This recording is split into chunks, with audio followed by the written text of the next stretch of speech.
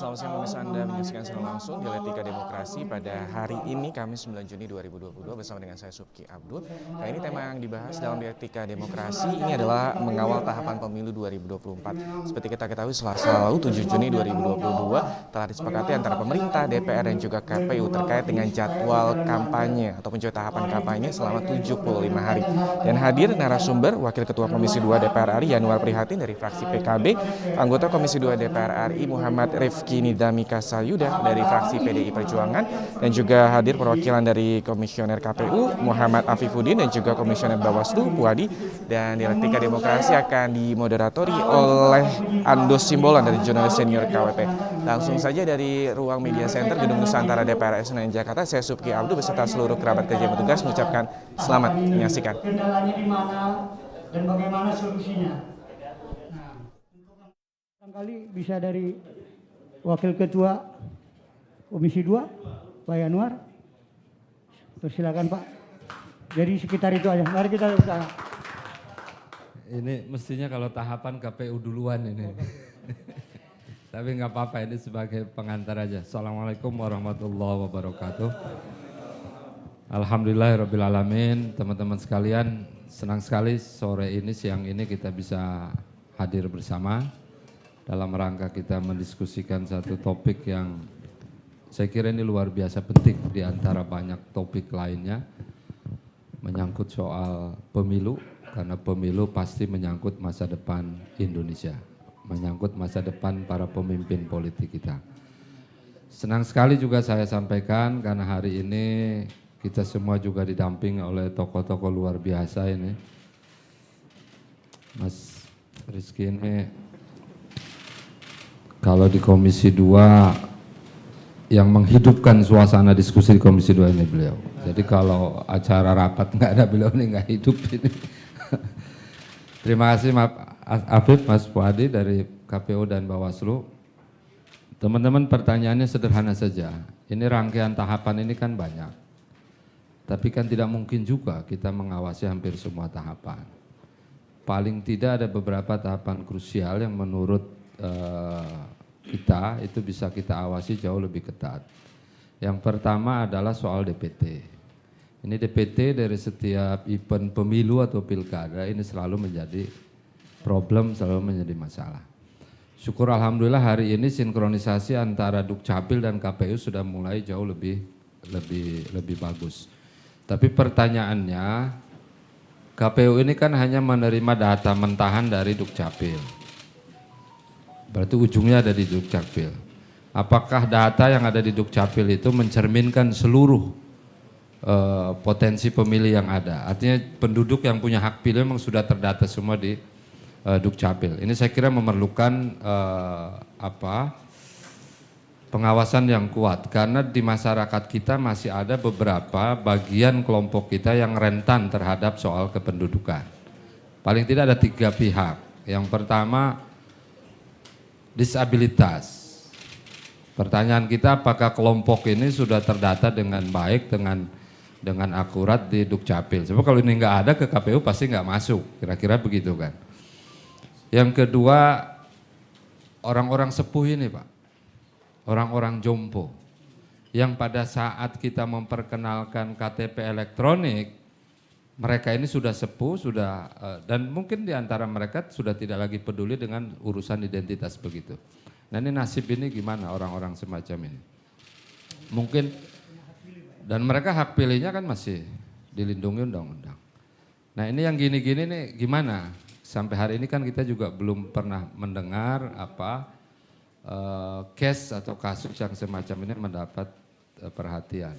Dan yang ketiga yang menarik, namanya ODGJ Pak. Orang yang mengalami gangguan jiwa. Ini yang mengalami gangguan jiwa itu kan apakah hak pilihnya masih terlindungi undang-undang atau tidak? Itu satu. Yang kedua, ini terdata nggak di data kependudukan Dukcapil orang-orang semacam ini? Kalau dia tidak terdata tentu dia akan hilang, akan lenyap dari data kependudukan Indonesia. Jadi jumlah penduduk sekian ratus juta itu mungkin tidak termasuk yang ODGJ itu. Tapi kalau sudah terdata, bisa kan dia punya hak pilih. Sementara yang menyebutkan bahwa dia ODGJ tentu bukan kita. tentu bukan wartawan, tentu bukan ketua DPR, bukan juga KPU, tapi mesti tim yang profesional, yaitu kalangan kedokteran atau ahli, sehingga memang dia dinyatakan. Nah problemnya yang begini-gini kan kadang-kadang di pihak keluarga juga tidak mau mendaftarkan, ada rasa mungkin malu atau apa, sehingga nah, teman-teman ini salah satu yang mungkin perlu mendapat perhatian. Di samping hal-hal konvensional, soal yang berkaitan dengan pemilih ganda, soal yang berkaitan dengan orang yang tidak terdata di DPT dan seterusnya. Tahap yang kedua yang saya kira memerlukan perhatian adalah soal pendaftaran dan verifikasi partai politik. Kenapa? Karena ini adalah kontestan pemilu, kontestan yang akan terlibat langsung di dalam perhelatan akbar ini. Tahap yang ketiga yang saya kira memerlukan perhatian adalah pada saat DCS dan DCT. Kenapa? Karena ini aktor yang akan bermain di lapangan. Pengawasan kita tentu saja di publik adalah bukan saja soal kualitas orang, tapi tentu kadang-kadang soal-soal berkaitan administratif juga perlu mendapat perhatian yang lebih. Contoh misalnya, jika dia ada terindikasi tidak memenuhi syarat tapi tetap lolos, ini gimana? Mungkin saja ada dari pihak penyelenggara abai terhadap hal ini atau lupa atau lalai, tapi mungkin dari kita bisa ikut mengawasi soal-soal yang semacam ini. Soal originalitas, otentisitasnya dokumen-dokumen dan seterusnya. Nah ini juga saya kira perlu mendapat perhatian karena mereka nanti akan menjadi pemimpin-pemimpin politik di berbagai level lembaga legislatif. Dan yang tentu tahap penting lagi adalah pada saat kampanye, Pak. Ini kampanye adalah puncak di mana disebut sebagai pesta demokrasi, tapi ini juga adalah puncak di mana seluruh emosi, seluruh harapan, seluruh kekesalan, kegembiraan ini campur baur menjadi satu. Pada saat masa kampanye inilah jika dia punya kemarahan, dia punya emosi, dia punya kekesalan, dia punya kebencian, itu bisa disalurkan di tempat ini. Sehingga kampanye itu bisa menjadi ajang yang carut marut jika semua pihak tidak mampu mengendalikan suasananya. Pengalaman kita di masa lalu, Pileg, apalagi Pilpres kemarin, itu fakta-fakta itu sudah tidak bisa kita elakkan lagi.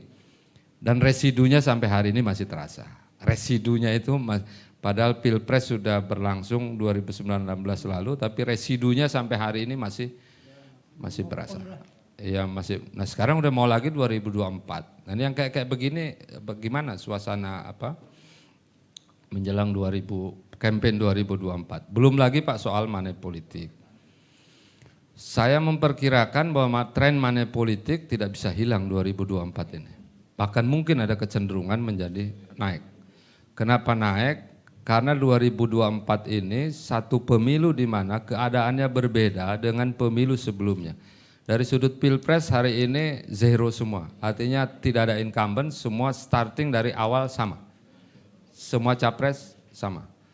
Kemudian yang kedua, harapan orang sekarang, terutama di kalangan politisi untuk berkuasa itu jauh lebih kuat ketimbang periode-periode lalu. Kenapa? Karena itu tidak ada incumbent itu. Jadi semua orang sedang mencari jalan bagaimana mereka bisa mendapat suara yang paling banyak sebanyak-banyaknya. Nah dalam suasana ini jika tidak terkendali, jika tidak ada kontrol diri, tidak ada kontrol berdasarkan aturan moral yang kuat, maka semua akan tenggelam kepada suasana money politik yang jauh lebih kuat. Karena itu saya berkali-kali dengan Bawaslu juga menyampaikan, ini gimana caranya mencegah suasana semacam ini. Kalau sudah terjadi tentu menindak, tapi jauh lebih penting bagaimana mencari jalan supaya mengantisipasi ini tidak terlalu up. Problem ketiga adalah pada masa kampanye, soal-soal yang berkaitan dengan aspek, apa istilahnya ya, meredam informasi yang bersifat benar dan salah, yang hoax dan bukan, yang lurus yang bengkok, ini saya kira menjadi bagian penting. Karena pada saat campaign ini seakan-akan dunia informasi menjadi juga carut marut.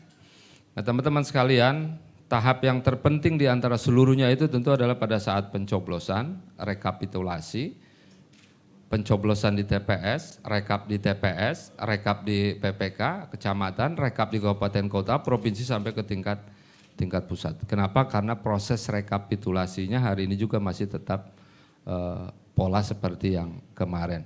Ada usulan untuk lebih canggih misalnya menggunakan electronic vote misalnya, itu juga belum bisa kita lakukan pada pemilu hari ini. Padahal resource kita, sumber daya kita beberapa uji coba oleh lembaga-lembaga di tingkat kita sudah berlangsung. Cuma nggak tahu kenapa ini belum bisa diuji coba 2024. Saya kira ke depan electronic voting ini perlu mendapat perhatian dan memiliki dasar hukum yang kuat untuk seluruh proses apa yang disebut dengan pemilihan umum atau pemilihan kepala daerah. Kenapa ini perlu diawasi? Karena kita tahu jumlah suara di TPS belum tentu ekuivalen akan sama dengan hasil rekap di tingkatan-tingkatan yang atasnya. Hari ini kita nyoblos, belum tentu kita tahu hari ini hasilnya. Untuk RI malah bisa beberapa minggu ya Kang, ada jeda. Untuk provinsi juga sama. Nah jeda ini kan bisa saja terjadi masuk angin, bisa terjadi sesuatu yang tidak diharapkan. Proses ini dari dulu itu masih menjadi persoalan. Karena undang-undangnya sama tidak berubah, tentu saja prosesnya juga sama tidak akan berubah. Tinggal ini menyangkut soal keteguhan integritas penyelenggara pemilu untuk soal yang ini. Tapi pengawasan tetap harus dilakukan. Yang paling terakhir tentu adalah sengketa hasil pemilu. Nah ini urusannya di Mahkamah Konstitusi. Nah, teman-teman sekalian, ini adalah beberapa tahap krusial dalam event pemilu saya kira. Dan semua pihak juga sudah memberikan perhatian di mana titik-titik yang paling genting terhadap urusan yang semacam ini. Nah terakhir yang saya sampaikan, di Komisi 2, KPU, Bawaslu dan pemerintah, seluruh tahapan itu dengan mudah kita putuskan kemarin. Hanya satu yang memerlukan pembicaraan agak serius dan agak mendalam, yaitu soal durasi kampanye. Durasi kampanye itu alternatifnya awalnya banyak Pak. Ada 21, ada 60, ada 75, ada 85, ada 90, ada 120, sampai ada 200. Jadi waktu awal diskusi opsinya banyak, tapi kemudian belakangan mengerucut opsinya tinggal 2, 75 dan 90. Mana opsi yang dipilih? Waktu itu dua pertimbangan kemudian menjadi penting. Yang pertama soal kemampuan menyelesaikan cetak logistik pemilunya, berapa lama dan seterusnya, sebab ini akan mempengaruhi durasi kampanye. Yang kedua aspek penyelesaian sengketa proses, yaitu setelah DCT ditetapkan ini masih ada ruang untuk perbaikan dan itu memerlukan waktu. Nah ini sudah kita selesaikan dan akhirnya muncullah kesimpulan bersama antara Komisi 2, pemerintah dan KPU 75 hari dan baru saja kemarin kita putuskan. Saya ingin menambahkan 5 hal saja, kenapa 75 hari. Yang pertama, semakin pendek waktu kampanye akan ekuivalen dengan semakin berkurangnya biaya, kira-kira begitu. Baik biaya penyelenggara, biaya kontestan dan seterusnya. Yang kedua, semakin pendek waktu akan semakin berkurang juga ruang untuk terjadinya money politik. Tapi semakin panjang waktu, maka ruang untuk money politik akan menjadi lebih terbuka. Yang ketiga, kenapa? Yang ketiga berkaitan dengan suhu. Semakin panjang kampanye, maka suhu naik akan menjadi lebih terbuka. Tapi semakin pendek durasi kampanye, maka suhu naik mungkin tidak akan sampai level yang tinggi. Bapak Ibu, kita punya preferensi di masa lalu, pemilu terpanjang kampanye seingat saya 2019 dan 2009 kalau nggak salah ya. 2019 itu 200-an hari lebih, 2009 juga sama. 2014 malah lebih pendek, 2004, 2015 2004 dan 99 malah lebih pendek lagi. 2004 campaign presiden cuma 30 hari kalau tidak salah. Jadi kita punya pengalaman dengan durasi kampanye yang pendek semacam itu. Jadi oke, nggak ada masalah. Yang ketiga, kenapa suhu ini menjadi penting? Oleh karena jika tidak terkelola dengan baik, naiknya suhu politik ini akan campur baur dengan berbagai efek yang luar biasa dahsyatnya. Bahkan kalau tidak terkendali, dia bisa memecah antara kelompok A dan kelompok B, menjadi rawan terhadap integrasi, rawan terhadap persatuan nasional, dan bahkan rawan terhadap stabilitas dan masa depan Indonesia. Residu 2019, mohon maaf, sampai hari ini masih meninggalkan jejak yang itu ternyata tidak mudah kita hapuskan. Kelompok A, kelompok B masih ada ya, kita baca medsos luar biasa. Yang keempat, Bapak Ibu, berkaitan dengan pertanyaan apakah ini akan menghilangkan hak pemilih untuk mendapatkan materi kampanye atau visi misi dari para calon. Saya kira enggak, Pak. 75 itu waktu yang masih cukup panjang dibandingkan dengan 2014 yang cuma 21 hari atau dibandingkan dengan 2004 yang cuma 30 hari, ini masih waktu yang panjang. Ini 2 bulan setengah. Dan menurut saya, apakah pemilih menentukan pilihan itu memang karena faktor kampanye? Menurut saya enggak. Justru sebelum pemilu ini dilaksanakan, para pemilih biasa sudah punya keputusan awal sendiri. Maka hasil survei hari ini kalau bunyinya begini, jika pemilu dilakukan hari ini, Anda akan memilih partai apa? Itu jawabannya ada, Pak. Yang swing voter itu tidak lebih banyak dari yang sudah menentukan pilihan, baik pileg maupun pilpres. Swing voter, orang yang belum menentukan pilihan, jumlahnya antara 10-30% saja, tidak lebih banyak dari orang yang sudah menentukan pilihan. Dalam kondisi begini, apakah campaign kemudian akan memberikan efek dramatik kepada perubahan afiliasi pemilih terhadap partai atau terhadap capres? Saya kira enggak juga. Kenapa? Karena mereka sudah punya pilihan justru sebelum pemilu itu sendiri dilaksanakan. Dan bagi partai, bagi capres, 75 hari itu juga bukan waktu yang dipersoalkan. Kenapa? Karena hari ini toh para capres, para orang-orang yang hari ini berniat nyalon 2024, hari ini mereka sudah campaign, Pak, dengan caranya masing-masing. Hari ini soal capres itu bagian dari kampanye yang luar biasa. Sehingga kalau ditanya siapa calon presiden hari ini, dengan cepat masyarakat akan menyebutkan nama-nama A, B, C, D, E, F, G, H. Artinya apa? Artinya untuk soal itu tidak perlu lagi kita ragukan. Jadi formal campaign hanya sekedar memenuhi prosedur undang-undang dan agar itu menjadi lebih terlembaga, lebih terkendali di bawah payung penyelenggara pemilu. Nah, saya kira itu beberapa hal yang ingin disampaikan. Mudah-mudahan bisa menjawab beberapa pertanyaan. Mohon maaf apabila ada kekurangan. Terima kasih. Assalamualaikum warahmatullahi wabarakatuh. Mari kita tepukkan. Terima kasih Pak Anwar telah memberi beberapa catatan dan penekanan tadi dalam soal tahapan pemilu 2024 tadi ini. Kalau yang saya bayangkan itu memang itulah ya Pak, demokrasi itu begitu mahal dan begitu ribet gitu Pak ya. Saya nggak membayangkan itu tahapan-tahapan itu. Itulah salah satu konsekuensi daripada kita menganut demokrasi Pak. Mungkin Pak Rifki bisa menambahkan Pak keterangan dari Pak Yanuar tadi, kira-kira semangat yang berkembang kemarin di Komisi 2 itu apa? Kalau nggak salah kemarin pembahasan rancangan PKP itu tidak terlalu begitu banyak perdebatan Pak ya. Pemerintah, DPR, Komisi 2 itu cepat meresponnya dan menyetujui. Kira-kira ada cerita lain nggak di balik itu Pak? Itu Pak Rifki. Makasih. Assalamualaikum warahmatullahi wabarakatuh. Selamat siang, salam sejahtera untuk kita semua. Para narasumber, Bang Yanuar, Mas Afif, Bang Puadi, rekan-rekan wartawan yang saya hormati. Bagi kami ini catatan positif bagi sejarah demokrasi konstitusional di Indonesia, terutama menjelang pemilu tahun 2024, di mana dinamika terkait dengan tunda atau teruskan pemilu itu sempat terjadi di tempat. Dan keputusan untuk kita segera menetapkan tahapan.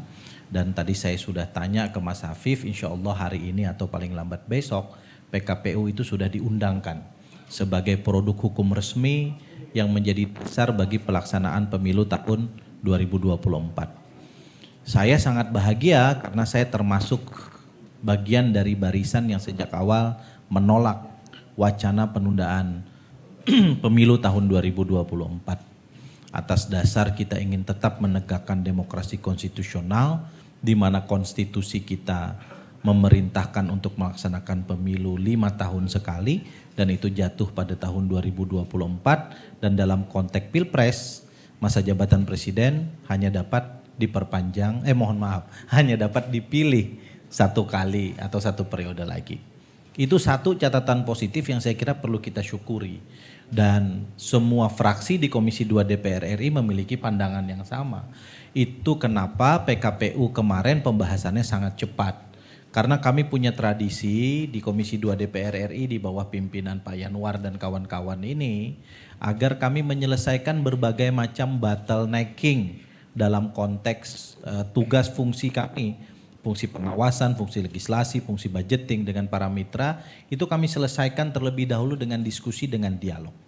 Kalau Bapak Ibu sekalian ingat bagaimana perbedaan pandangan baik antara KPU, penyelenggara, pemerintah dengan DPR terkait dengan jadwal hari pemungutan suara.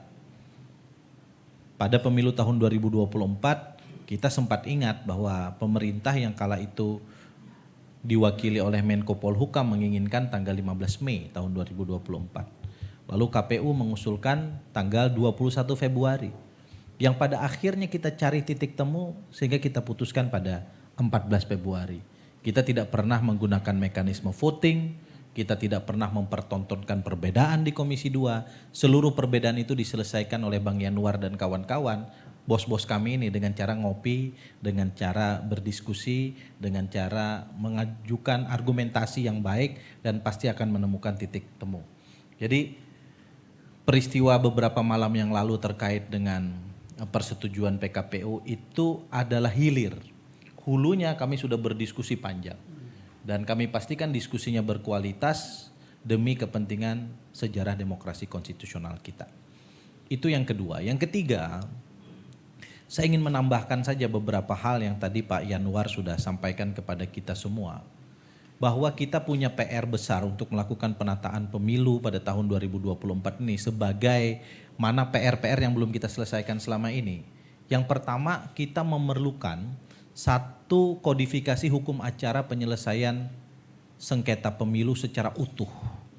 Yang sekarang tersebar di Bawaslu, di lembaga peradilan di bawah Mahkamah Agung, di Mahkamah Konstitusi, sebagian dalam konteks kode etik di Dewan Kehormatan Penyelenggara Pemilu. Seluruh proses sengketa dalam tanda kutip ini itu berjalan sendiri-sendiri dengan hukum acaranya sendiri-sendiri. Yang belum bisa menghasilkan kepastian hukum dan kepastian waktu atas putusan itu. Bapak Ibu sekalian, dalam konteks penegakan hukum kepemiluan, kita perlu memastikan 2 hal. Keadilan pada satu pihak, tapi kepastian hukum pada pihak yang lain. Karena kalau sampai sengketa itu berlarut-larut, ambil contoh misalnya sengketa pilkada di beberapa kabupaten yang kemudian diputuskan oleh MK melalui pemungutan suara ulang beberapa kali, PSU pertama, PSU kedua, PSU ketiga. Seluruh proses itu akan memakan waktu, menunda kepastian hukum, dan yang lebih penting adalah memangkas periodisasi jabatan yang harusnya menjadi hak bagi pejabat politik yang memenangkan kontestasi pemilu itu. Pemilu ini adalah kegiatan periodik untuk menghasilkan pejabat yang periodik. Masa jabatannya sudah diatur dalam konstitusi dan ketentuan perundang-undangan. Kalau sampai sengketa itu kemudian memangkas sedemikian rupa waktu mereka menjabat, maka sebetulnya kita menegakkan hukum di atas segala ketidakpastian. Karena itu kita sekarang harus berikhtiar untuk menciptakan konsolidasi yang kita sebut dengan kodifikasi hukum acara kepemiluan di Indonesia. Satu hukum acara inilah nanti yang akan menjadi dasar bagi penyelesaian seluruh mekanisme sengketa pemilu, termasuk pilkada di dalamnya, yang mudah-mudahan bisa menghasilkan kepastian hukum pada satu pihak dan keadilan di pihak yang lain. Apa yang menjadi persoalan bagi PR yang pertama ini? Dalam konteks kami sebagai anggota DPR RI, problemnya adalah bahwa ini harus menggunakan mekanisme lintas komisi, lintas AKD untuk menyelesaikan. KPU, Bawaslu itu di bawah kami di Komisi 2 DPR RI, mitra kerja kami. Tetapi kemudian kalau kita bicara Mahkamah Agung, Mahkamah Konstitusi, tentu kita harus melibatkan teman-teman di Komisi 3 DPR RI. Nah karena itu message ini sudah kami sampaikan dari Komisi 2 kepada pimpinan agar ini bisa kita bantu, kita selesaikan. Untuk apa? Untuk bangsa. Bukan untuk kami yang akan jadi peserta saja, tapi untuk bangsa ini. Karena kita memerlukan kepastian ini. Itu satu yang harus kita selesaikan. Yang kedua tadi Bang Yanuar bicara soal pentingnya validitas dan one data system terkait dengan kependudukan yang menjadi basic bagi data pemilih kita. Dalam pemilu, dalam pilkada dan seluruhnya. Sebetulnya kalau kita memimpikan dan mempunyai cita-cita tentang digitalisasi data kependudukan kita. Dan kalau itu sudah firm, sebetulnya ada satu tahapan yang bisa kita sederhanakan. Baik itu waktu, mekanisme maupun biayanya dalam konteks kepemiluan kita. Apa itu? Tahapan pencocokan dan coklit itu? Pencocokan dan penelitian data pemilih. Basic datanya dari data kependudukan, dari Dirjen Dukcapil, kemudian masuk ke KPU, dicoklit, ini biayanya 1,9 triliun nih. 1,9 triliun. Nah kemudian Bawaslu melakukan pengawasan dengan data yang lain lagi. Kira-kira begitu, nanti teknisnya Pak Puadi, Pak Afif akan cerita. Kalau sebetulnya hulu ini beres, satu data kependudukan kita ini valid dan beres, kita akan memangkas satu mekanisme yang tidak menguras energi dan biaya, yang terus kita hadapi berkali-kali. Dan kalau persoalan ini nggak beres, ini akan jadi persoalan terus nanti di hilirnya. Sengketa ke Bawaslu, ini dibawa. Pemilihnya nggak jelas, pemilih fiktif, pemilih hantu, pemilih kuntilanak, pemilih macam-macam. Orang alamat di kuburan. Satu orang Bang Carlos, namanya sama Carlos tapi nicknya 2 gitu. Misalnya, ya kan? Yang ini kan belum kita selesaikan sebetulnya.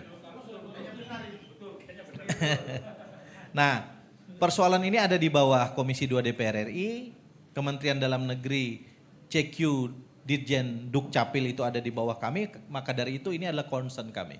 Tapi tentu tidak akan bisa diselesaikan sendiri oleh Kementerian Dalam Negeri. Ini harus gotong royong. Penyelesaian persoalan ini harus kolaboratif, harus diselesaikan oleh banyak pihak. Saya bahkan mengusulkan, Bapak Ibu sekalian, ke depan siapapun presiden 2024 tentu kami berharap yang menang PDI Perjuangan. Bolehlah koalisi dengan PKB. Itu kementerian baru mungkin bisa jadi namanya Kementerian Negara Kependudukan. Karena apa? Karena kita sekarang ingin menghasilkan satu data yang bisa digunakan untuk semua. One data for all. Sekarang NPWP dihapus, diganti NIK. Ya kan? Kemudian data yang lain pun based on adalah data kependudukan kita. Karena itu ini menjadi PR yang kedua yang sangat penting untuk kita selesaikan. Yang ketiga, kita pernah punya sejarah tentang proses pengadaan barang dan jasa atau logistik kepemiluan yang kemudian menyeret sekian komisioner KPU Republik Indonesia. Persoalan ini tidak hanya bisa dilihat dalam konteks pengadaan barang dan jasa ansih sebagaimana proses pengadaan barang dan jasa konvensional. Karena pengadaan barang dan jasa kepemiluan, surat suara terutama, itu dibatasi oleh tahapan, dibatasi oleh waktu. Dasar kita bisa mencetak surat suara, kita harus menetapkan daftar calon tetap. Kalau DCT-nya sudah ditetapkan, tidak ada sengketa, berkepastian hukum, surat suara bisa dicetak. Problemnya DCT ditetapkan, begitu ditetapkan hari ini sengketa ke Bawaslu. Enggak puas di Bawaslu, bawa ke PT UN. Enggak puas ke PT UN, bawa ke Mahkamah Agung. KPU tunggu.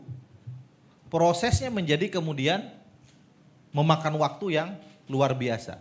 Di sisi lain, proses pengadaan barang dan jasanya berlaku sebagaimana ketentuan pengadaan barang dan jasa umum. Nah karena itu Komisi 2 DPR RI mendorong agar ada regulasi baru terkait dengan ini. Yang lebih mudah, yang lebih transparan, lebih accountable. Elektronik katalog misalnya. Mungkin bisa kita pikirkan untuk proses ini pada tahun 2024 yang akan datang. Proses pencetakan yang tidak hanya berada di Jakarta misalnya dalam konteks calon DPR RI, calon presiden, wakil presiden, tapi bisa disebar ke berbagai daerah juga mungkin perlu kita pikirkan dan berbagai hal. Saya juga ingin media membuka mata terhadap proses ini.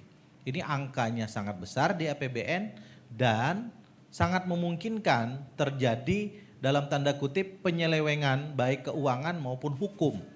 Karena tadi prosesnya singkat tetapi kemudian membutuhkan akurasi, bahkan kalau kita bicara distribusi harus sampai ke tingkat TPS pada waktu tertentu. Ini PR kita semua sebagai sebuah bangsa. Nah, 3 hal ini selain tadi tentu hal-hal yang lain yang sudah disampaikan oleh Bang Yanuar, itu akan menjadi PR kita bersama untuk kita benahi agar pemilu tahun 2024 yang tahapannya akan kita launching bersama pada 14 Juni tahun 2022 ini atau 20 bulan sebelum masa pencoblosan itu akan kita lakukan. Terakhir yang mungkin juga cukup rawat dan itu nanti Bang Afif ini yang akan menjadi leading sektornya di KPU ada verifikasi partai politik. Bagi kami partai politik yang sudah ada di sini mungkin karena undang-undangnya tidak dirubah ya tidak terlalu bermasalah. Kita mengetahui ada badan-badan hukum partai politik yang baru yang harus diverifikasi dan tentu nanti dinamikanya cukup tinggi. Nah saya himbau kepada Mas Apip, Bang Puadi untuk memitigasi ini semua.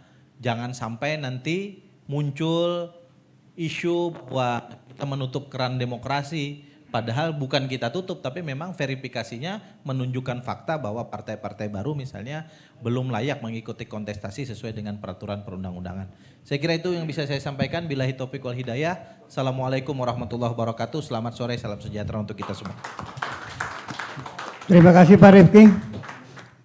Penyampaian tadi semakin mempertegas dan menambah pemahaman kita terkait hal-hal yang bisa menimbulkan masalah dalam tahapan-tahapan pemilu 2024 nanti.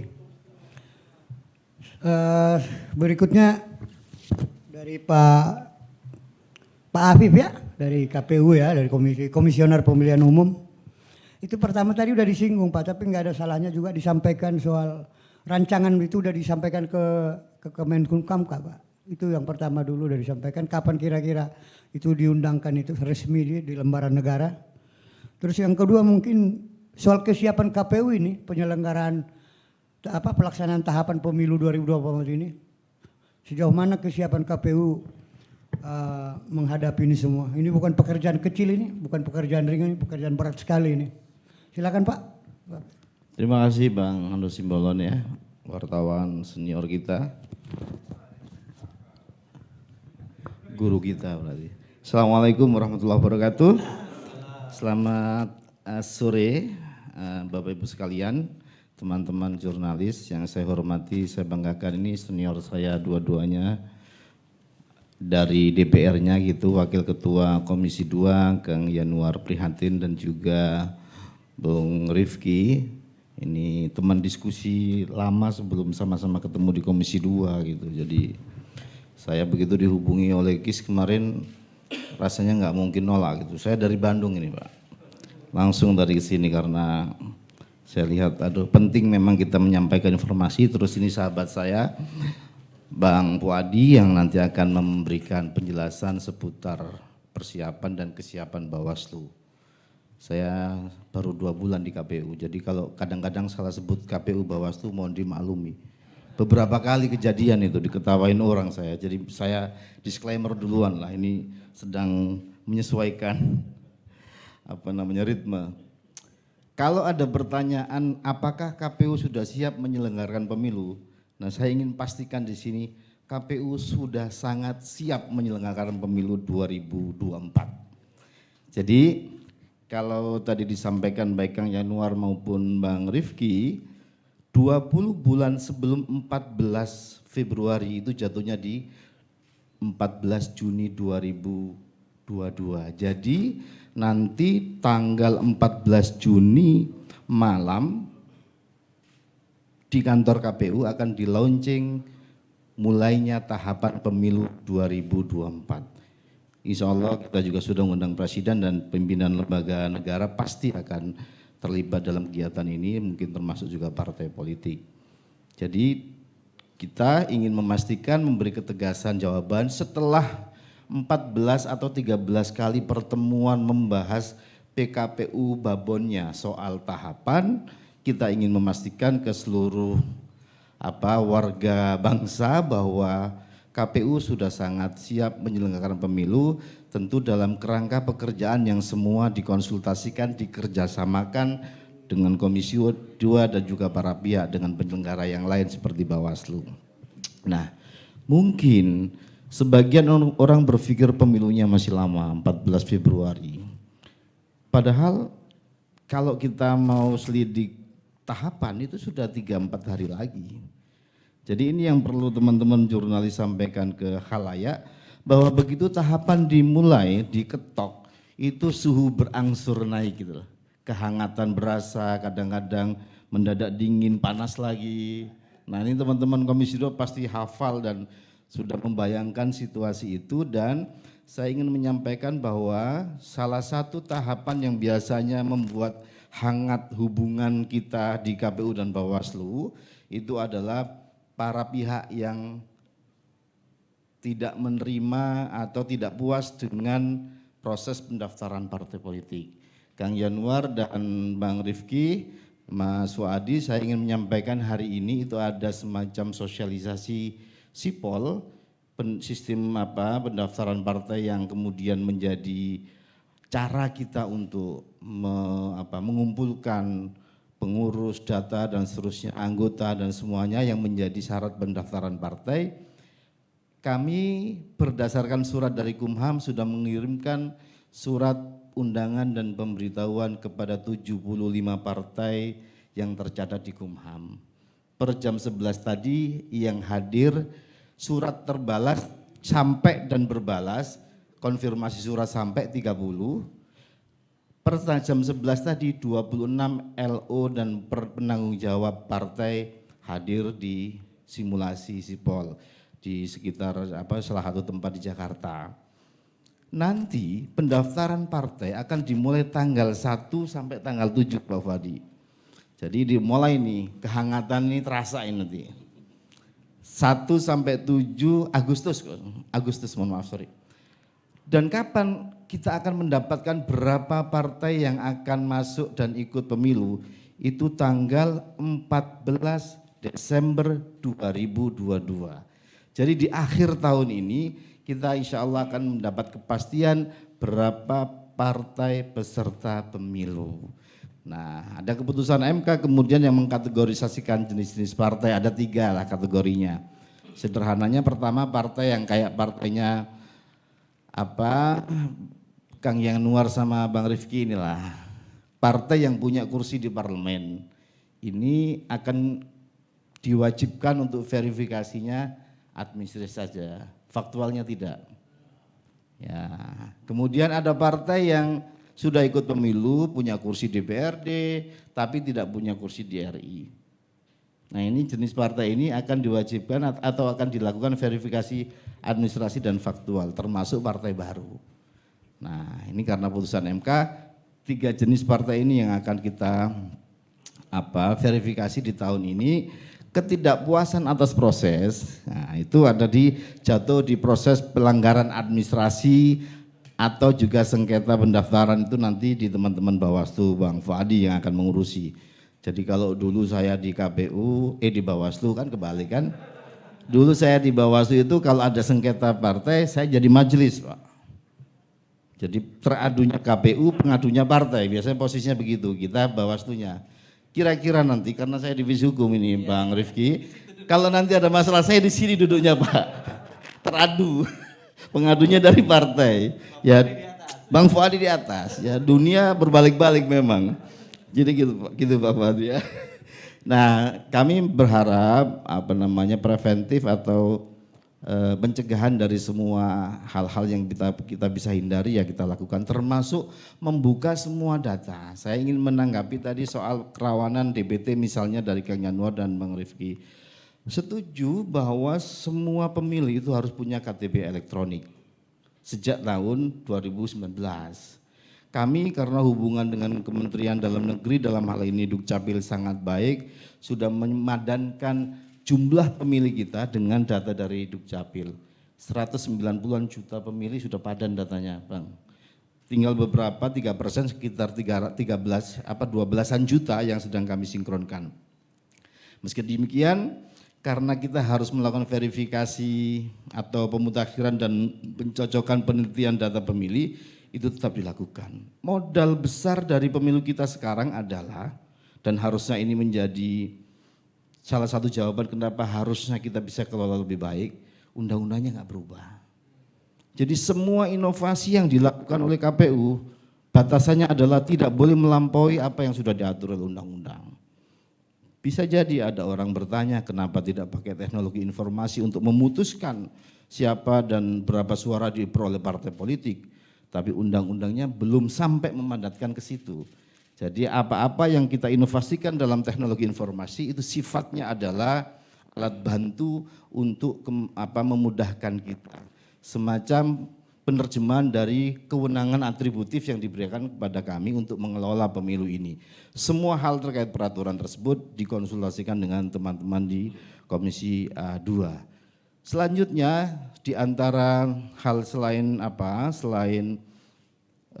data pemilih dan juga pendaftaran partai yang sangat mungkin meriah, kita juga sudah berpikir untuk bagaimana mengelola metode-metode kampanye yang kira-kira lebih bermanfaat, meskipun kita harus juga lihat undang-undangnya. Kenapa?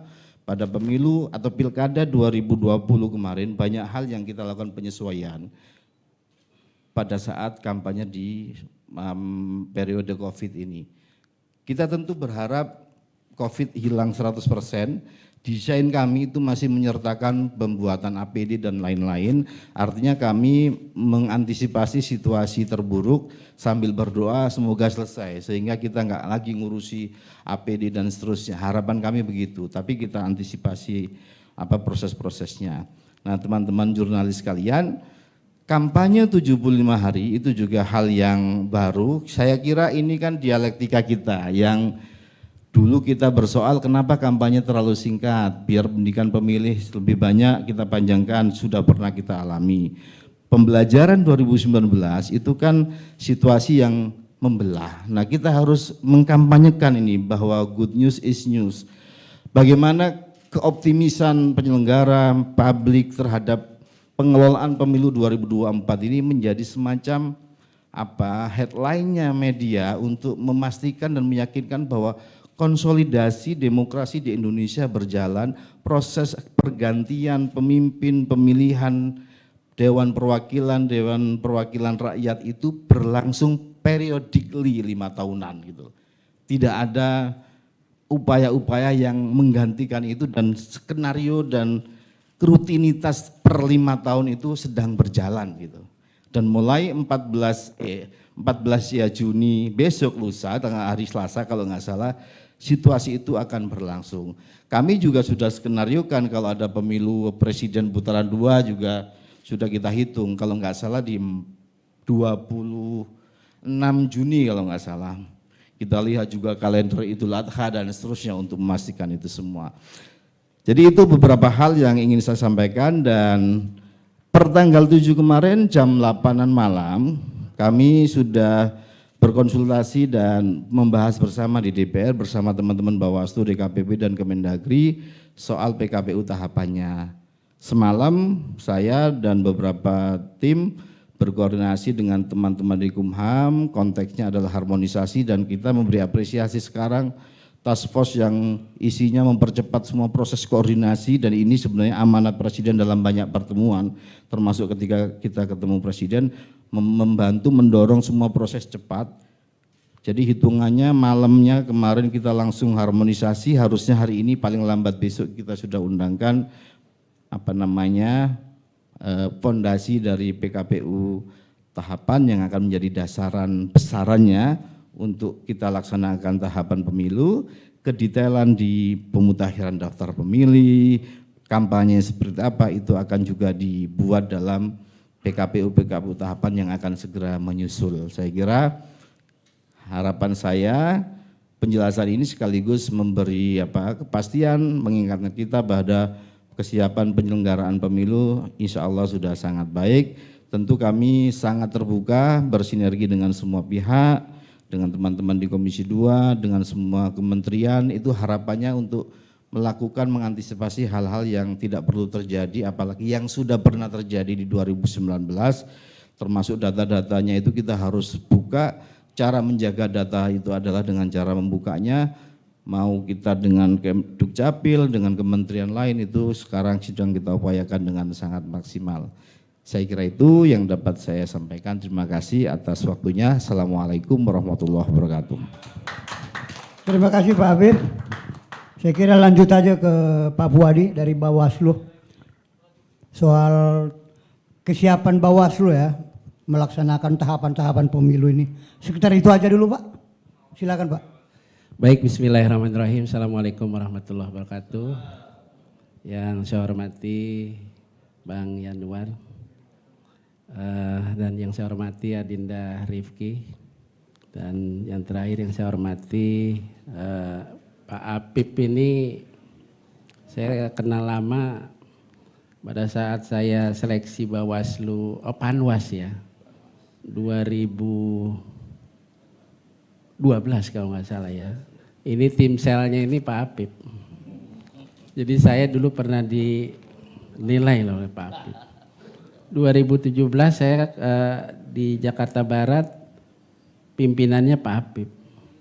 Kemudian 2017 sampai 2022 Pak Apip juga. Nah sekarang saya ya koleha bersama Pak Apip nih. Jadi saya sebetulnya banyak belajar oleh Pak Apip nih, KPU. Baik, di sini juga nih Mas Carlos ya. Sekedar informasi saja, Mas Carlos ini salah satu murid saya dulu di SMA 30. Saya dulu sebelum di pengawas pemilu pernah ngajar di belakang MPR di SMA 24. Mengajar pendidikan Pancasila dan mengajar di SMA 30. Saya baru sadar ternyata ada murid yang masih ingat gurunya gitu. Oh gitu ya. Baik. Kalau bicara tentang kesiapan, saya pastikan Bawaslu siap, ya, sangat siap dengan kesiapan penyelenggaraan pemilu dan pilkada 2024. Nah, persiapan ini dimulai dari proses kita ini dalam beberapa minggu ini sedang melakukan proses persiapan rekrutmen Bawaslu di tingkat provinsi. Barangkali mungkin rekrutmen tim sel yang sebelumnya hanya sebuah asas subjektivitas kita Bawaslu, kita dilakukan satu open bidding lah, pembukaan tim sel. Animonya kemarin luar biasa, hampir 3.260 yang daftar menjadi tim sel. Tapi kita kebutuhannya ada 125 kebutuhan tim sel dari 25 provinsi yang akhir masa jabatannya di bulan September 2022. Jadi itu yang pertama, persiapannya merekrut Bawaslu di tingkat provinsi. Kemudian yang kedua, kita sedang melakukan satu evaluasi beberapa perbawaslu, peraturan Bawaslu. Salah satunya adalah Perbawaslu nomor 21 2018 tentang penyelenggaraan pemilihan umum. Nah ini kita sedang lakukan evaluasi yang secara teknis dan normatif, apakah ada kaitannya dengan pelaksanaan tahapan yang nanti ketika KPU membuat sudah adanya peraturan PKPU tentang tahapan. Jadi kita ini sinergis ya. Hanya saja memang kita sedang melakukan FGD dan minta masukan kepada mengundang beberapa teman-teman provinsi seluruh Indonesia. Itu yang pertama, yang kedua juga mengundang para ahli. Yang kemudian hasil evaluasi Perbawaslu tahapan tersebut, ya penyelenggaraan pemilu tersebut, dikemas sedemikian rupa, begitu jadi kita langsung dikonekkan ke hukum, kemudian di hukum kita lakukan uji publik. Karena jarang-jarang ini Perbawaslu, mungkin KPU pernah ya dilakukan uji publik. Tapi uji publik ini juga harus kita lihat usernya ini siapa gitu loh. Kayak contoh misalkan ada Perbawaslu tentang temuan dan laporan, ada Perbawaslu tentang pelanggaran administrasi, ada Perbawaslu tentang penyelesaian sengketa misalnya. Kita lihat setelah nanti di FGD-kan, ya, setelah masuk di hukum kita uji publik usernya apa nih, parpol atau peserta pemilu, supaya nanti berkaitan. Jangan sampai nanti publik nggak tahu faktanya seperti apa. Undang-undangnya tetap sama. Undang-Undang 7 dengan Undang-Undang 10 2016. Nah ini harus bisa terkonfirmasi kepada user-user yang ada. Nah ini kita sedang lakukan ini ya, Perbawaslu itu untuk menyiapkan beberapa aturan-aturan regulasi yang memang nanti mendukung terhadap tahapan-tahapan yang ada. Nah kaitannya dengan hal tersebut ya, untuk itu setelah kita lakukan evaluasi di Perbawaslu, begitu jadi ya langkah persiapannya sudah matang, maka dalam konteks pelaksanaan pengawasan tahapan dimulai dari persiapan dan pelaksanaan tahapannya, kita harus kita lihat dulu nih, mulai dari apa kita memulai, misalkan pelaksanaan pengawasan tahapan pemutahiran data, aturan mainnya seperti apa, maka kita pengawas pemilu melakukan pengawasan melekat. Atau mungkin ada pengawasan terkait pendaftaran verifikasi. Ruangnya itu nanti masuk di pintu apa? Ya, apakah masuk di pintu pelanggaran administrasi kah? Ataukah masuk di penyelesaian sengketa? Ataukah nanti masuk di dugaan pelanggaran pemilu? Tapi saya perlu sampaikan begini. Yang pertama kita bicara arah kelembagaan Bawaslu. Bawaslu yang tadinya ada 5 pimpinan komisioner, sebelumnya ada divisi, ada 5 divisi yang diampu. Mulai dari divisi SDM, kemudian pengawasan, penyelesaian sengketa, kemudian ada divisi hukum, ada divisi penanganan pelanggaran. Sekarang di break menjadi 4 divisi. Ketua tidak mengampu divisi, termasuk juga arah kebijakan kelembagaan ke depan, ketua tidak mengampu korwil, koordinator wilayah. Tapi saya perlu sampaikan, kebetulan saya adalah salah satu yang diampu terhadap divisi penanganan pelanggaran dan data informasi. Ke depan, arah kebijakan penanganan pelanggaran Bawaslu, ya, ini kita lebih mengarah kepada keadilan restoratif daripada keadilan punitif. Jadi kadang ini kita berpikir gini, dunianya itu jangan dunia intip-intip ya terhadap parpol atau peserta pemilu. Kita intip-intip nih, kira-kira ini kena kejebakan Batman kan nih, diintip kena nggak? Kita nggak seperti itu. Kita lakukan full pencegahan. Dan sekarang nanti ke depan sudah tidak ada divisi pengawasan. Nomenklatur pengawasan kita rubah menjadi divisi pencegahan. ANSI, semua pengawas pemilu itu, semua sebagai pengawas pemilu adalah tidak mengklaim bahwa divisi pengawasan adalah dialah sebagai pengawas pemilu. Gitu loh. Nah kenapa kita berpikir keadilan restoratif? Saya cuma sampaikan begini. Di Undang-Undang 7 2017 ada 77 ya terhadap adanya dugaan pelanggaran pidana, tapi ada 23 norma perbuatan itu yang nyasar ke KPU. Contoh misalkan gini, jangan sampai hanya gara-gara KPPS dia tidak mengumumkan daftar pemungutan suara lalu kemudian dipidana. Ya. Jadi kalau kita mengenal istilah hukum, mungkin bahasanya Bung Rifki, ultitum remedium ya, bahkan sanksi pidana itu adalah sanksi yang terakhir.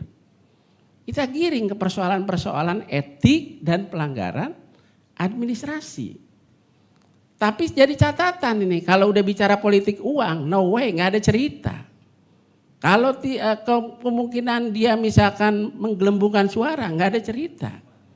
Ya, tetapi kita lihat kaitannya dengan apakah mereka memasuki unsur atau tidak.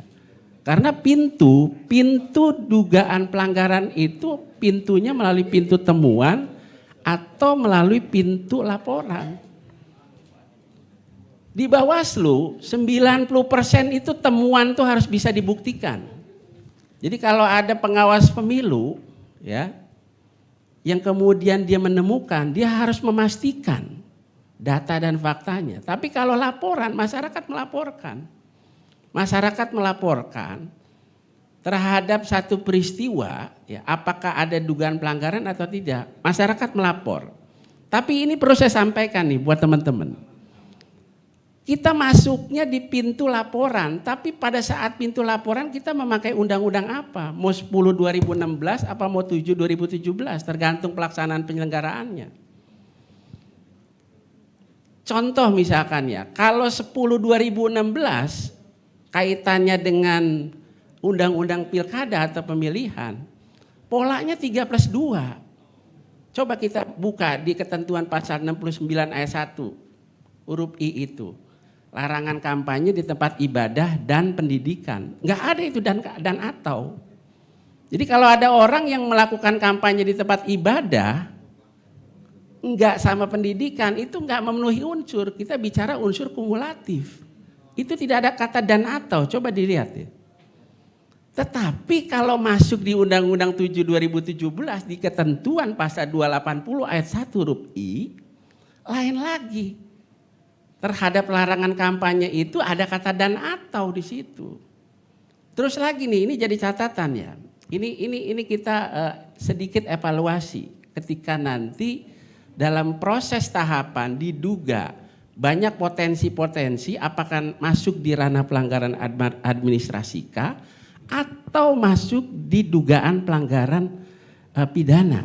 Walaupun prosesnya untuk melihat mencari peristiwa hukum ada atau tidak misalkan. Nah ini kan si pelapor dia bawa memenuhi ketersyaratan formil material enggak. Kemudian kita Bawaslu melakukan kajian. Dilakukan kajian itu untuk mengetahui jenis kelaminnya ini apa gitu loh. Apakah pelanggaran administrasi kah, etika atau dugaan pelanggaran pidana. Atau masuk di kategori penyelesaian sengketa. Nah kalau kemudian masuk di dugaan pelanggaran pidana, ini luar biasa ini kalau masuk di Undang-Undang 10 2016. Ada orang yang laporin, si pelapor ternyata dalam laporan kajian kita memenuhi syarat formil materi, diregistrasi, tak gitu. Kita punya waktu 3+2, 3 hari ketika dibutuhkan keterangan tambahan 2 hari. Lalu dipanggil oleh pengawas pemilu untuk melakukan proses klarifikasi. Panggilan pertama enggak datang, kedua enggak datang, ketiga enggak datang, sampai kelima enggak datang. Waalaikumsalam. Di undang-undang itu. Kita tidak ada upaya untuk menggeledah, walaupun kita di sampingnya ada jaksa dan polisi dalam sentra penegakan hukum terpadu, enggak bisa. Enggak bisa kita gedor-gedor ke rumahnya untuk memastikan bahwa dia harus datang untuk mencari peristiwa hukumnya, nggak bisa. Tapi coba tengok di Undang-Undang 7 2017, polanya 7+7, tapi masuk di ketentuan pasal 480 ayat 1, kita mengenal istilah in absentia, tanpa kehadiran terdakwa atau tersangka. Nah ini sisinya ya, bukan berarti kita melemahkan undang-undang yang ada. Maka jawabannya adalah adanya nanti dipertajam di peraturan-peraturan perbawaslunya. Kita sedang godok sekarang ini gitu loh. Sekarang mulai lagi nih, ketika PKPU dengan PKPU tentang tahapannya, mulai dari apa? Kita mau aturan mainnya di mana? Ya. Pemutahiran data pemilih misalkan, kita lakukan pengawasan melekat. Ya. Lakukan apakah ada potensi atau tidak. Verifikasi pendaftaran parpol misalkan, kita harus pastikan ini harus turun.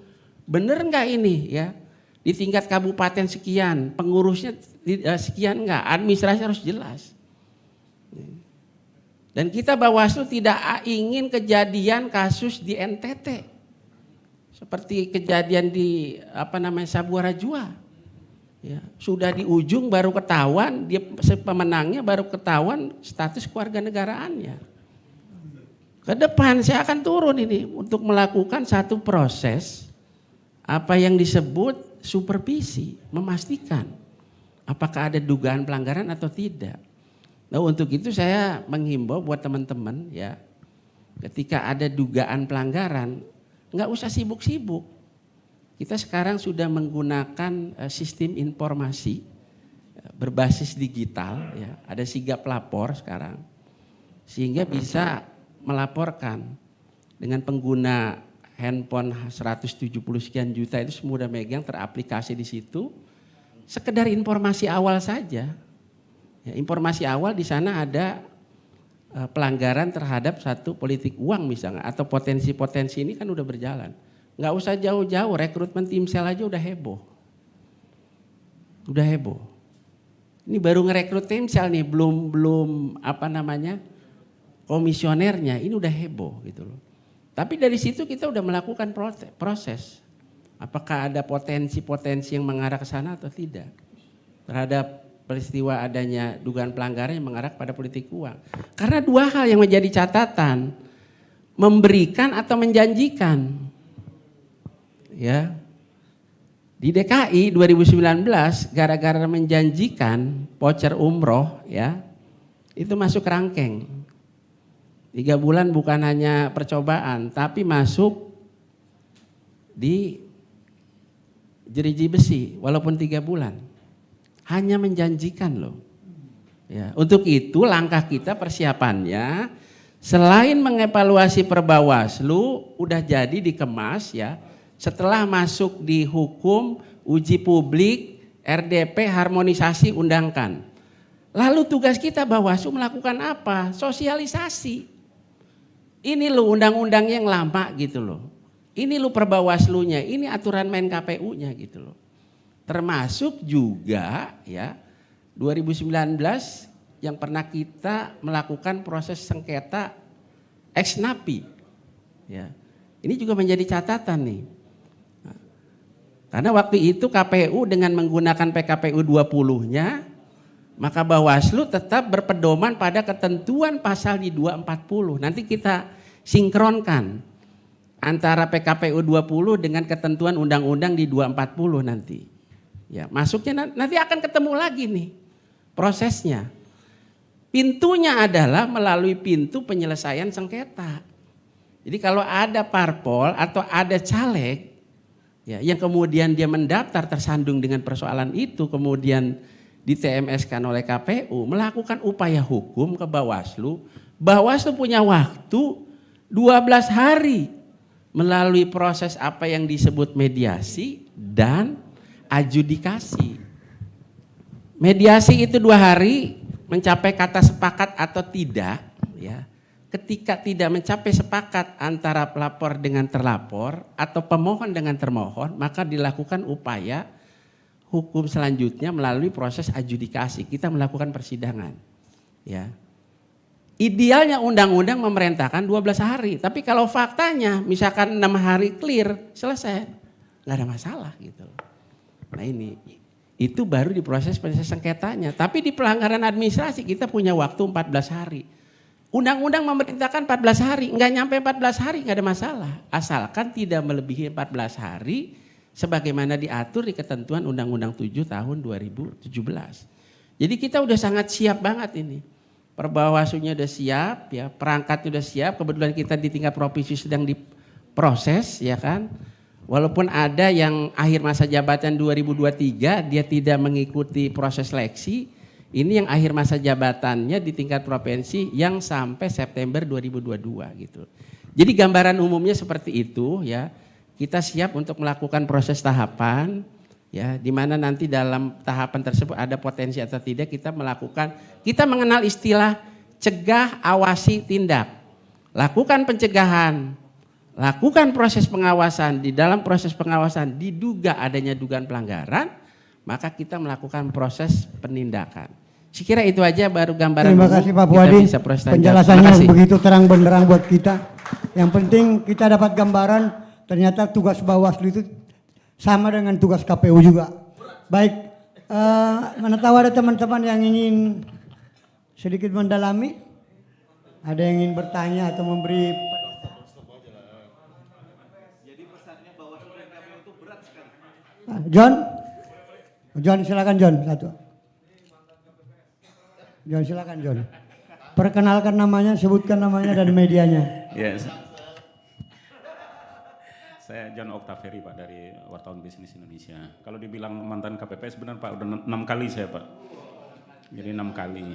Istirahat 2, lanjut lagi kemarin karena ada pembatasan. Oke, saya mendapati pengalaman nyata. Ini Bapak mungkin bicara Bawaslu, KPU dan PKPU. Tetapi hal yang paling mendasar yang saya tangkap adalah ketika bagaimana seleksi anggota KPPS di bawah. Sebenarnya justru di sini masalah yang rawan. Kemarin banyak aturan-aturan soal usia, kesehatan dan sebagainya. Akhirnya di tingkat bawah sangat susah mencari orang dengan jumlah sekian. Itu satu. Artinya ini rawan untuk dipengaruhi untuk melakukan kecurangan ketika KPPS itu sendiri bisa jadi tidak saling kenal karena dipaksa untuk bersatu, atau sebaliknya karena sebuah tim, bisa tim kelompok sepeda nih semuanya nih. Wah ini rawan sekali Pak. Terus yang kedua, saya berharap juga di PKP itu ada aturan khusus karena setiap TPS itu kan berbeda jumlah pemilihnya, ya DPT-nya beda-beda semua. Nah ini jangan semua diseragamkan bahwa jam segini selesai dan sini tutup. Ada persoalan Pak, di perumahan saya itu rata-rata pesertanya 45% Pak. Itu sangat sedikit, jam 10 udah kosong Pak. Dari jam 10 sampai jam 1 saksi ogah-ogahan, para orang-orang yang datang di penonton-penontonnya itu sudah pada hilang. Kertas suara itu masih banyak sisa Pak. Kalau 45% Bapak bayangkan 55% kertas suara. Maaf kalau saya ingin melakukan itu saya gampang sekali Pak. Saya tanda tangan semua, tinggal saya masuk, nggak ada yang lihat kok Pak. Saksi itu juga karena tidak mengerti apa-apa. Karena orang bayaran, bukan bayaran ya, orang yang saat itu saja ditunjuk mungkin mahasiswa. Makanya nanya ke kita Pak, isi formulir apa-apa. Bisa saya arahin sebenarnya Pak, itu maksud saya begitu. Nah jadi jangan semua aturan itu semua sama seluruh Indonesia, berbeda-beda tiap daerah Pak. Perumahan lain lagi, perkampungan lain lagi Pak. Dan soal kecurangan misalnya, saya melihat nyata kalau di situ tuh berkampanye itu Pak sangat gampang Pak. Ada korlap-korlapnya daerah itu Pak. Permainan 20.000, 50.000, 100 itu ada. Saya pengalamannya saya juga pernah ditelepon orang Pak untuk hal-hal seperti ini. Tapi insya Allah saya nggak pernah mau begitu Pak. Artinya saya ingin mengatakan bahwa Bapak sibuk berbicara Bawaslu, KPU, aturan, tetapi pemain yang tuh banyak di situ Pak. Banyak di situ sebenarnya kalau kita mau agak sisir lebih tajam lagi. Nah kalau Bapak membatasi usia misalnya, nggak dapat juga Pak, anak-anak ABG itu nggak mau Pak.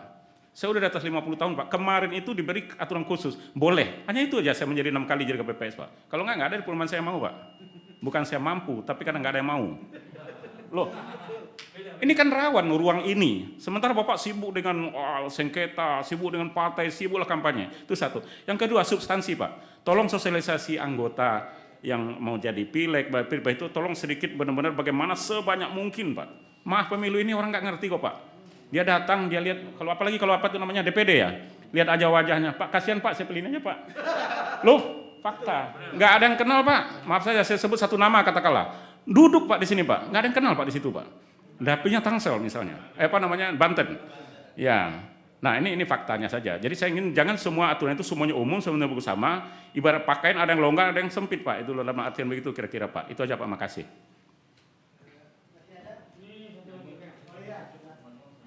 Cak Munib.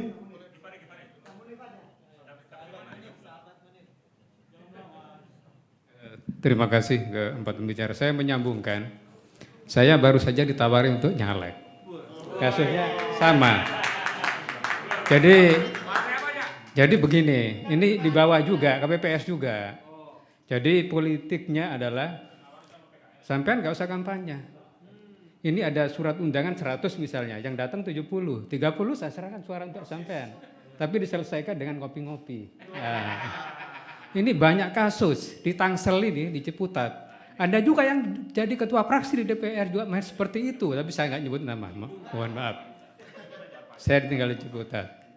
Nah, jadi kasus-kasus suara undangan yang 300 satu RT di RT saya itu yang datang 200, 100 itu besar loh, kali berapa RT.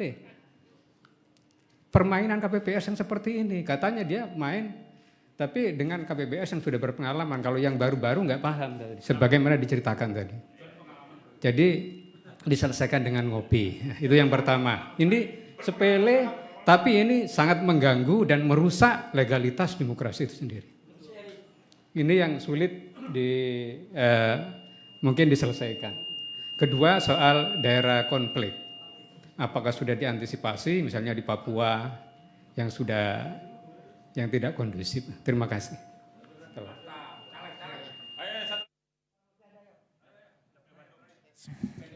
Ya, kalau dari saya, Namamu? oh Givari dari media Law Justice.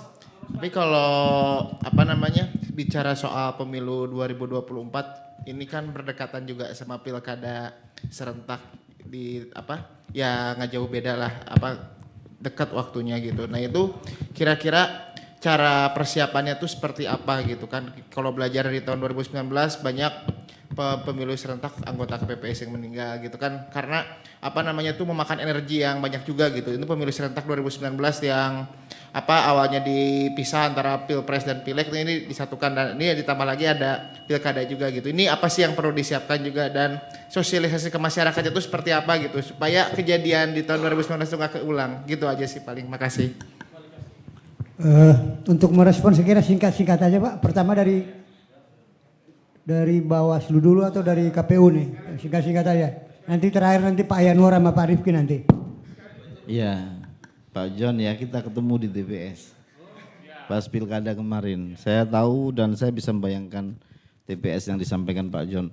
Makanya tadi Pak John lihat Pak Fuadi aja. Mungkin karena TPS-nya saya datangin kemarin Pak. Kalau Bapak di mana jemputannya Pak? Kedaung ya, ya. Kebetulan saya ini kan warga Tangsel juga gitu. Jadi ya, jadi bagaimana cara KPU mengantisipasinya selain tadi Mas Givari itu? Pertama di periode ini kita ingin memang mengatur maksimal usia teman-teman di KPPS itu 50 tahun. Benar kata Pak John tadi, tidak banyak juga yang minat Pak, susah. Apalagi ketika terjadi PSU di tempatnya Bang Rifki ini. Itu nggak ada yang mau katanya putaran 2 itu menjadi KPPS. Bukan putaran 2, PSU itu. Nggak ada yang mau akhirnya ya yang ada dan yang mau saja. Nah kita ingin mengantisipasi tadi pertanyaan Mas Givari misalnya ada surat kesehatan yang dibantukan dari teman-teman di Pemda gitu loh. Memberi tes kesehatan dan lain-lain. Toh kadang-kadang rekrutmennya juga lewat jajaran struktur pemerintahan di bawah itu karena saking susahnya mencari orang. Kami juga sedang membuka kemungkinan teman-teman mahasiswa itu kalau bisa sesuai dengan KTP di dapil asalnya atau daerah asal dia bisa atau mau menjadi petugas. Karena kalau mahasiswa kan harapan kita masih fresh dan semangat. Nah persoalannya memang terkait dengan kelelahan dan beban ini benar Mas. Kita ini secara teknis mengajukan 3 kali lipat honor yang sangat sedikit dan itu nggak manusiawi mungkin ya. Maka kita ingin usulkan 3 kali lipat, itu pun jumlahnya cuma 1,5 gitu. Tapi karena jumlahnya banyak dikali sekian jadinya ya besar. Tapi bahwa tantangan paling serius itu ya salah satunya yang paling bawah ini. Nah misalnya kayak tadi Mas siapa namanya Pak? Yang Kedaung? Pak Munib. Cak Munib, oh siap. Kalau Cak Munib tadi menyampaikan undangan, ya memang faktanya itu ya mungkin banget begitu. Undangan ini kan bukan sesuatu yang wajib sampai ke pemilih sebenarnya. Maksudnya gini, undangan ini hanya memberitahu seseorang itu TPS-nya di mana, lokasinya gitu. Tapi karena satu orang sudah diberi, maka yang lain juga harus diberi untuk tidak salah-salah tempat TPS. Kalau kita di desa enak, nanya gampang, di kota dan pinggiran susah. Nah memang itu tantangan teman-teman di Bawaslu juga untuk memastikan hal-hal yang di TPS terjadi itu biar tidak semakin masif. Tentu tantangan kita di 2024 harapannya yang begitu-begitu sudah semakin minim lah Pak. Kalau dinolkan susah.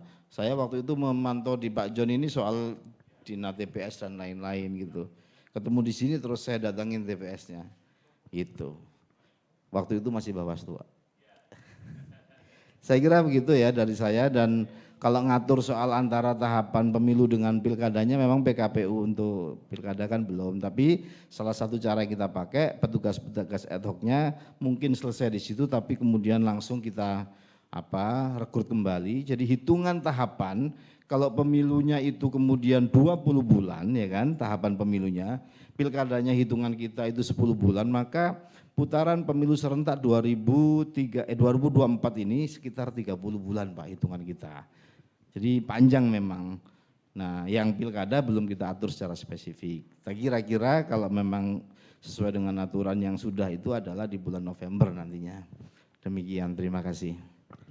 Pak Puadi, singkat aja Pak, mungkin ada yang bisa direspon tadi Pak. Ya terkait KPPS mungkin masuk dalam wilayah Mas Apip ya. Kalau kita kan bukan KPPS, tapi pengawas TPS. Tapi ini juga jadi kendala nih untuk ngerekrut pengawas TPS. Kalau di wilayah KPU itu KPPS ada 7 ya. Kita di pengawas pemilu itu jajaran penyelenggara pengawas TPS itu satu TPS itu satu pengawas TPS satu TPS gitu. Jadi satu TPS ya ada satu pengawas TPS. Beda dengan KPU ada 7. Itu pun kadang lirik-lirik tetangga nih Bang. Jadi pada saat kita rekrut pengawas TPS, jadi dia lirik mau jadi pengawas TPS apa mau menjadi saksi gitu. Saksi Pak gedean mana? Sekarang suka banding-bandingin itu. Iya, kalau ininya lebih gede miringnya ke sana gitu.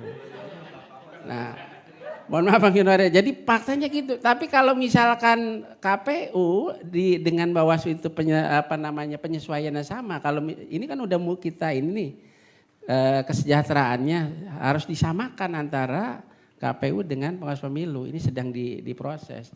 Nah terkait pertanyaan yang kedua, Bawaslu itu sudah tiap kali persiapan penyelenggaraan pemilu itu membuat IKP, Indeks Kerawanan Pemilu. Waktu itu divisi pengawas pemilu pada saat di bawah Suheri, Pak Apip ini yang buat IKP. Nah kita tidak melanjutkan, cuma memang ada beberapa indikator ya. Indikator-indikatornya itu banyak, sehingga nanti tinggal digambarkan wilayah mana yang rawan dan tidak gitu loh. Kalau kaitannya dengan persiapan penyelenggaraan pemilu dan Pilkada 2024, kemudian dengan waktu berhimpitan, kita pastikan tidak ada sesuatu hal yang kemudian kita ragu gitu loh. Lewang undang-undangnya sama gitu loh. Kasusnya juga sampai nggak kemana-mana gitu loh. Cuma kita justru itu kita meminta buat teman-teman masyarakat ya. Kalau ada dugaan pelanggaran, ada politik uang atau ada apa yang sekiranya kejanggalan di masyarakat, ya kita menerima informasi awal gitu loh. Informasi awal, oh di sana tuh ada kejadian misalkan bagi-bagi uang dan sebagainya. Mata telinga kita terbatas gitu loh. Kan pintunya cuma ada 2 nih, temuan, laporan gitu loh. Temuan itu pengawasan aktif pengawas pemilu. Jadi jangan sampai nanti pengawas pemilu kayak sampai pilek dia pelengah-pelengah, dia melakukan pengawasan gitu loh. Tetapi kita juga ada laporan, masyarakat melaporkan. Informasi awal aja deh, informasi awal, oh di sana ada kejadian. Nanti kita akan melakukan, menelusuri, mendalami apakah ada dugaan pelanggaran atau tidak terhadap informasi awal tersebut gitu loh. Sehingga kita punya waktu 7 hari sejak diketahui informasi itu, maka kita lakukan kajian untuk mencari satu peristiwa hukum. Sehingga setelah dikajian ya itu nanti keluarlah jenis kelaminnya. Apakah masuk di pelanggaran administrasi kah, etik atau dugaan pelanggaran pidana gitu. Satu lagi kita sekarang lagi menggojlok nih di Perbawaslu 31 ya, kaitannya sebagaimana diatur di ketentuan pasal 486 tentang sentra penegakan hukum terpadu bersama polisi dan jaksa. Hanya kita lagi mau evaluasi, jangan sampai nanti ini tidak terjadi harmonis gitu loh. Jadi mesti harmonis polisi sama jaksa sama Bawaslu, mesti ada chemistry. Jangan sampai nanti masing-masing punya majikannya repot nantinya. Sekira itu aja dari saya, terima kasih. Terima kasih Pak. Pak Rifki Pak, bisa ditambahin dikit aja Pak. Nanti terakhir Pak Yanuar aja. Ya, kita ini komitmen untuk menyelenggarakan pemilu 2024 ini full komitmen. Dari konteks anggaran misalnya, banyak pertanyaan kenapa naik 3 kali lipat. Dari sekitar 24 triliun untuk KPU sekarang menjadi 76, sekian triliun untuk KPU. Salah satu yang paling banyak memakan anggaran itu adalah proteksi kesejahteraan kita kepada petugas-petugas ad hoc. Di tingkat TPS, di tingkat desa, di tingkat kecamatan, KPPS, PPS, dan PPK. Tadi Pak Afif cerita dari 500.000 honorariumnya yang normatifly bekerja selama 32 hari, itu sekarang kita naikkan menjadi 1,5 juta. Manusiawi atau tidak? Jawabannya tentu subjektivitas kita bisa mengatakan macam-macam, tapi paling tidak inilah komitmen negara kepada pelaksanaan demokrasi dan kepada petugas demokrasi kita di tingkat lokal yang mereka selama ini kerap kali kita abaikan ya, dalam rangka mensukseskan pemilu tahun sebelumnya itu.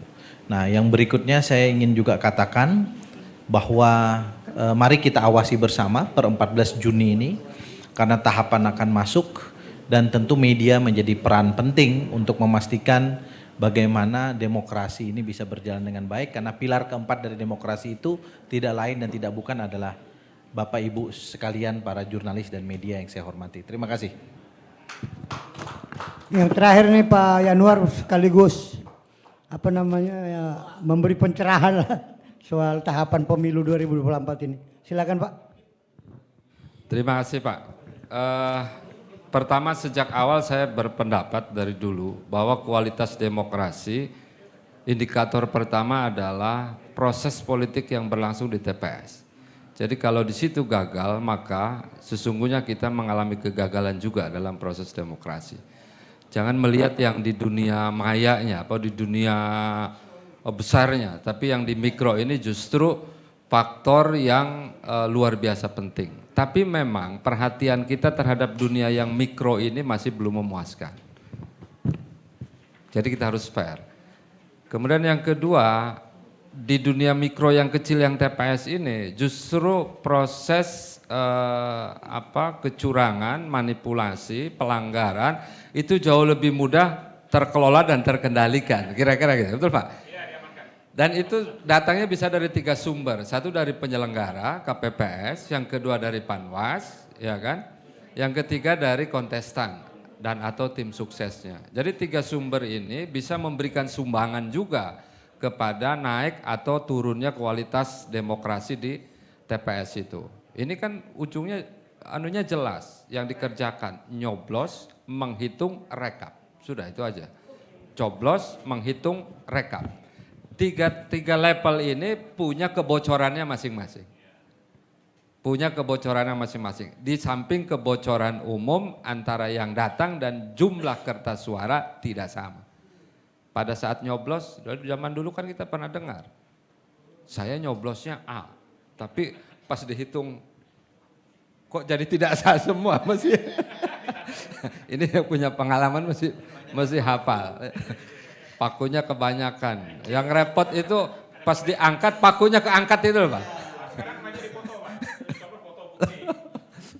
Itu jadi dari pencoblosan, penghitungan sampai rekap itu pencoblosan mungkin lolos, oke? Penghitungan. Tapi pas rekap itu bisa ada rekap orang udah beda lagi, mungkin asal. Nah ini saya kira jarang mendapat perhatian. Solusinya gimana?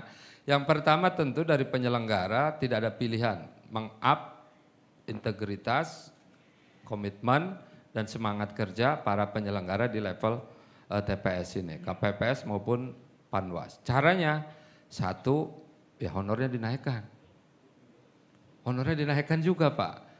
Antara lain yang pertama untuk menimbulkan spirit kerja. Yang kedua BIMTEK untuk di level ini saya kira harus tidak boleh disepelekan. Artinya diskedulkan, dijadwalkan dan dianggap serius. Jika perlu dianggap BIMTEK yang paling serius ya BIMTEK KPPS ini. Di antara BIMTEK yang lain. BIMTEK lain mungkin sekali, KPPS mungkin nggak cukup sekali. Yang ketiga dari pihak partai politik khususnya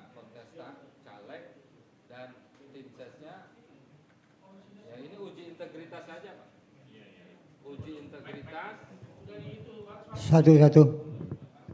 Uji integritas, uji moral, uji etik, uji kualitas diri. Kalau mereka memiliki kualitas itu, saya kira mereka nggak akan berani. Mereka tahan diri, karena nggak ada kontrol, Pak. Kalau dia punya niat untuk melakukan itu, sejak awal sudah direncanakan. Tapi kalau tidak punya niat untuk itu, dia nggak mau ngurusin yang begitu. Karena kadang-kadang pernah ada juga cerita TPS-nya ada di tempat di mana di situ calon misalnya. Nah itu apalagi itu nggak boleh kejadian. TPS-nya di sana, rumah calonnya di sini, ya kan? Itu ada koneksi ke sana itu. Jadi ini soal integritas. Jadi 3 hal itu saya kira penyelenggara, terutama KPU, Bawaslu dan partai politik khususnya kontestan dan tim ses juga memberikan sumbangan yang besar untuk naik atau turunnya kualitas demokrasi di TPS. Terima kasih. Assalamualaikum warahmatullahi wabarakatuh. Koordinatoriat Wartawan Parlemen dan bagian pemerintahan DPR ini mengucapkan terima kasih kepada Bapak Yanuar Prihatin, kepada Rifki Jami, kepada Bapak Muhammad Afifuddin dan kepada Bapak Puadi. Semoga diskusi kita hari ini bermanfaat untuk bangsa dan negara. Terima kasih Pak. Salam Pancasila.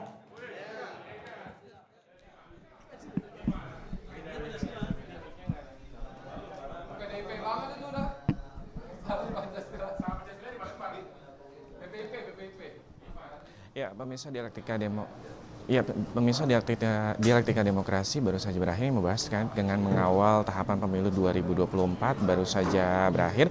Tadi sampaikan masing-masing dari Wakil Ketua Komisi 2 DPR RI Bapak Yanuar dan juga anggota Komisi 2 DPR RI dan juga dari KPU dan juga Bawaslu terkait dengan beberapa poin. Saat ini kita akan mewawancara misalnya membahas terkait dengan bagaimana nih Komisi 2 DPR RI bahwa akhirnya ataupun juga kampanye pemilu dilakukan selama 75 hari. Ini akan dimulai pada tanggal 28 November 2023. Dan sudah bersama saya di sini Wakil Ketua Komisi 2 DPR RI dari fraksi Partai Kebangkitan Bangsa, Bapak Yanuar. Pak, tadi kan Bapak juga membahas ataupun juga menggarisbawahi terkait dengan beberapa DPT dan juga bagaimana sinkronisasi antara Dukcapil dan juga KPU. Sejauh ini Bapak melihatnya sudah ada titik baik terkait dengan hal positif tersebut? Ya, yang pertama sekarang sih udah ada kemajuan lah, karena koordinasi di antara KPU dan Dukcapil jauh lebih intensif sampai kepada level bagaimana mencocokkan kompatibilitas teknologinya supaya jauh lebih efisien, jauh lebih efektif. Ini kemajuan yang perlu kita catat. Yang kedua, prosesnya sekarang kan bisa real time karena Dukcapil juga tiap hari terus mengupdate seluruh data kependudukan, bahkan sampai yang meninggal, yang lahir, yang nikah, segala macam itu update-nya real time. Mudah-mudahan ini juga bisa diadopt, bisa diserap oleh real time-nya KPU. Sehingga makanya tadi kita sudah bisa katakan per hari ini saja jumlah DPT sudah bisa terestimasi sekitar 190 jutaan. Mungkin nanti akan terus bertambah. Nah, ini saya kira menunjukkan ada proses perbaikan. Tapi lebih penting dari itu adalah satu hal yang harus dipertimbangkan. Ini DPT masih tetap mau dipegang KPU atau enggak? Saya kira ini hal yang penting untuk dipertimbangkan ke depan. Kenapa? Karena kalau DPT menjadi bagian dari KPU itu kan jadi tahapan, Pak. Kalau jadi tahapan itu berarti kan menyisakan ada waktu harus disiapkan, bahkan ada juga biaya dan seterusnya. Kenapa nggak dipikirkan ke depan, urusan DPT sudahlah Kemendagri aja lah. KPU terima jadi, terima beres gitu kan. Dulu kan juga begitu. Dulu Kemendagri artinya yang memutuskan soal DPT. Apa hari ini masih cocok atau enggak saya kira itu masih memerlukan kajian. Oke, jadi kan tadi juga disampaikan bahwa tanggal 14 Juni nanti akan ataupun juga KPU sudah menyurati ke Kemenkumham terkait dengan bagaimana PKPU ataupun juga nanti akan disahkan undang-undang ini. Apakah tanggal 14 Juni nanti sudah bisa dipastikan bahwa PKPU tersebut sudah disahkan dan juga nanti sudah bisa dikeluarkan situ, Pak? Ya, 1-2 hari ini mungkin akan beres ya soal PKPU karena hal prinsip sudah selesai. KPU, Komisi 2 dan pemerintah sudah menyelesaikan itu kemarin dalam rapatnya tanggal 7. Jadi soal administrasi saja, soal teknis mungkin 1-2 hari ini sudah bisa diundangkan dan publik sudah bisa melihatnya dan membacanya dengan lebih cermat. Terakhir Pak, ini terkait dengan juga anggaran yang cukup besar nih dalam penyelenggaraan pemilu ini. Bagaimana nantinya di Komisi 2 DPR melakukan pengawasan dan juga akhirnya bahwa anggaran tersebut bisa tersalurkan dengan baik sampai ke setiap provinsi atau juga daerah yang terpencil seperti itu, Pak? Ya, kita memang saat ini sedang melakukan proses pembahasan awal ya soal anggaran pemilu yang memang kalau di total kurang lebih hampir 76 triliun. Ini masih disisir, masih didalami, masih ada nggak yang diefisienkan? Masih ada nggak yang bisa dikurangi? Di poin mana, di titik mana itu yang bisa kita efisienkan? Ini masih kita dalami karena komponen terbesarnya ini kan sudah kelihatan. Satu misalnya untuk logistik, ya kan? Ini masih bisa nggak dikurangi untuk logistik? Logistik itu kan logistik pemungutan suara itu terdiri dari kertas suara, pencetakan, pelipatan, dan distribusi. Ini dari komponen ini masih nggak yang bisa diefisienkan. Nanti kita diskusikan ulang sama-sama. Contoh misalnya, kalau dulu yang nyetak dan yang melipat dan yang mendistribusikan itu perusahaannya beda. Ya kan? Mungkin nggak kira-kira nanti yang nyetak, yang lipat satu perusahaan. Sehingga ini bisa mengefisienkan biaya. Kemudian yang distribusi istilahnya pihak lain, ya kan, pihak lain. Selama ini kan distribusi kan yang mencetak.